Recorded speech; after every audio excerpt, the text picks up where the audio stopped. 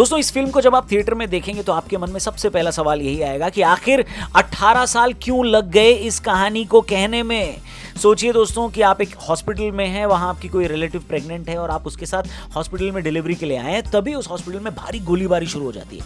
बाद में पता चलता है कि आप एक टेररिस्ट हमले के यानी आतंकवादी हमले के बीच में आपके अंदर वो तमाम चीजें आने लगती हैं जो खराब से खराब सिचुएशन खड़ी कर सकती है। वहां कुछ नर्सेज ने न सिर्फ आपके रिलेटिव को बल्कि उनकी तरह कई प्रेग्नेंट महिलाओं को वहां से सिर्फ निकाला ही नहीं बल्कि अपने करेज और हिम्मत को दिखाकर आने वाली जनरेशन को बचाया।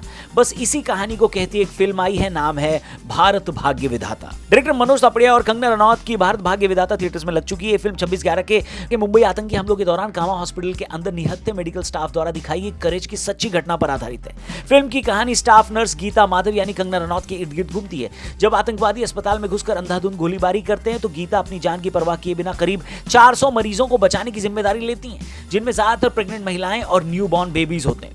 कंगना ने जिन गीता माधव का रोल किया है वो एक real life character Anjali Kulthe की कहानी है। 26/11 के मुंबई आतंकी हमलों के दौरान अंजलि कामा एंड एल्बिस हॉस्पिटल के मैटरनिटी वार्ड की इंचार्ज थी। जब आतंकवादियों ने अस्पताल पर धावा बोला और अंधाधुंध गोलीबारी शुरू की, तब अंजलि ने अपनी जान की परवाह किए बिना नेक्स्ट लेवल की स्मार्टनेस दिखाते हुए वार्ड के सभी लोहे के दरवाजे बंद किए और वहां मौजूद लगभग 20 प्रेग्नेंट महिलाओं को बेहद सूझबूझ के साथ एक सेफ पेंट्री रूम में शिफ्ट किया।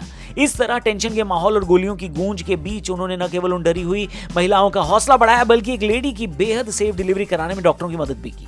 वो सीन इस फिल्म में भी है। अंजलि कुलथे की सूझबूझ और बहादुरी के कारण उस रात कई न्यूबॉर्न बेबीज और मदर्स की जान बच सकी। बाद में उन्हें अजमल कसाब की पहचान करने वाले एक मेन विटनेस के रूप में भी अदालत में उन्होंने गवाही दी, जो उनके अटूट करेज का सिंबल भी है। फिल्म की बात करें तो एक बेहद टेंस्ड एंड इमोशनल मोड तब आता है फिल्म में जब भारी गोलाबारी और लिफ्ट बंद होने के बीच एक प्रेग्नेंट महिला को लेबर पेन शुरू हो जाता है। गीता बिना किसी पैनिक के गोलियों के गूंज के बीच उस महिला को सीढ़ियों के रास्ते सेफ जगह पर ले जाती है और डॉक्टरों की मदद से एक नई जिंदगी को जन्म दिलाने में सक्सेसफुल रहती है। यह फिल्म दिखाती है कि कैसे सफेद एप्रन उस रात देश का सबसे बड़ा सेफ्टी आर्मर बन गया था। जब आतंकी बेहद करीब होते हैं और स्टाफ के कुछ लोग छिपने की सोचते हैं, तब गीता अपने एप्रन को देखती है। वो सीन बिना डायलॉग्स के ही सब कुछ कह देता है।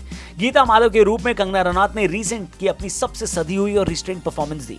फिल्म के प्लॉट में उनके चेहरे पर डर भी है, जिम्मेदारी का बोझ भी है और फिर ड्यूटी के लिए पैदा हुआ डिटर्मिनेशन भी साफ दिखता है उनके चेहरे पर। उनका एक इमोशनल ब्रेकडाउन सीन भी है जब वो चारों तरफ मौत को देखकर रो पड़ती हैं लेकिन तुरंत खुद को संभालती हैं। उनकी एक्टिंग इस फिल्म की सबसे बड़ी जान है। उनके अलावा गिरजा ओक का भी काम बहुत बढ़िया है। फिल्म में एक सीन है जहां जब आतंकवादी अंधाधुंध गोलियां चलाते हुए कामा हॉस्पिटल की ऊपरी मंजिल की तरफ बढ़ रहे होते हैं, तब गिरजा ओक का किरदार उस वार्ड को संभाल रहा होता है जहां कई न्यूबॉर्न बेबीज और उनकी मदर्स भर्ती हैं।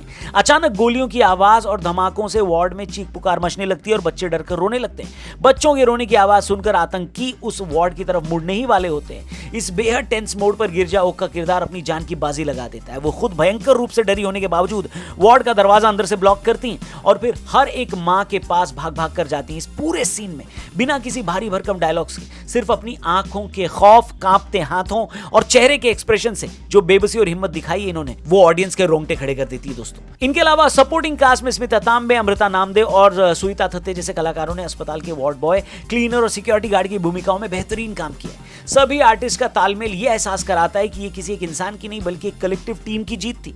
फिल्म के एक सीन में हम देखते हैं कि रिटायर्ड आर्मी के वेटरन सिक्योरिटी गार्ड्स के रूप में काम कर रहे होते हैं। वहां वो इंडियन आर्मी के उस करेज और ड्यूटी को भी दिखाते हैं कि कैसे एक आर्मी मैन कभी रिटायर नहीं होता। डायरेक्शन और स्क्रीन पे की बात करें, काफी बढ़िया, इंप्रेसिव है। मनोज तापड़िया फिल्म को केवल एक कमर्शियल एक्शन थ्रिलर बनाने की बजाय ह्यूमन इमोशन से भी जोड़ते हैं। अस्पताल के संकरे कॉरिडोर, लो लाइट्स और अचानक खिड़कियों से आते बुलेट के फ्लैश को कैमरे ने बहुत ही रियलिस्टिक तरीके से कैद किया। क्लोजअप शॉट्स आर्टिस्ट के अंदर चल रहे डर को बखूबी बयां करते हैं। फिल्म का बीजीएम भी अच्छा लगेगा। हॉस्पिटल का जो सेट बना है वो एक स्पेशल शाउट आउट डिजर्व करता है। सर्जिकल टूल्स, खून के धब्बे, पुरानी सरकारी अस्पताल की वाइब कहानी को पूरी तरह रियलिस्टिक टच देती है। प्रोडक्शन डिजाइन टीम का भी काम बढ़िया है। फिल्म के डायलॉग्स भी कहीं कहीं हिट करते हैं दोस्तों।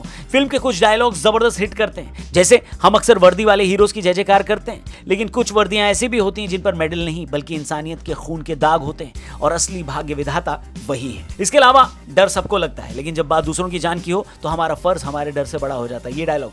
बाकी एक और डायलॉग, मेडिकल की ट्रेनिंग किताबों से दी जा सकती है, लेकिन लोगों के लिए अपनी जान दांव पर लगा देने का हौसला सिर्फ अंदर से आता है। कुल मिलाकर ये पूरी कहानी दोस्तों कंपैशन ओवर केओस की कहानी है। ये उन अनसंग हीरोज को एक बेहतरीन और रिस्पेक्टफुल ट्रिब्यूट है जिन्हें इतिहास के पन्नों में अक्सर भुला दिया जाता है। मेरी तरफ से तो यही रेकमेंड करूंगा कि फिल्म जरूर देखकर आइए, और अगर देख चुके हैं तो कैसी लगी कमेंट करके जरूर बताइएगा। बाकी इस कहानी के बारे में क्या आपने जाना था, या इस फिल्म के थ्रू या हमारे इस रिव्यू के थ्रू ही आपने इस कहानी को पहली बार सुना है, तो उस बारे में भी कमेंट करके जरूर अपना ओपिनियन शेयर करिएगा, बातें शेयर करिएगा, चैनल को सब्सक्राइब करिएगा। स्क्रीन वाला पर मिलते हैं जल्दी। Thank you for watching. जय हिंद।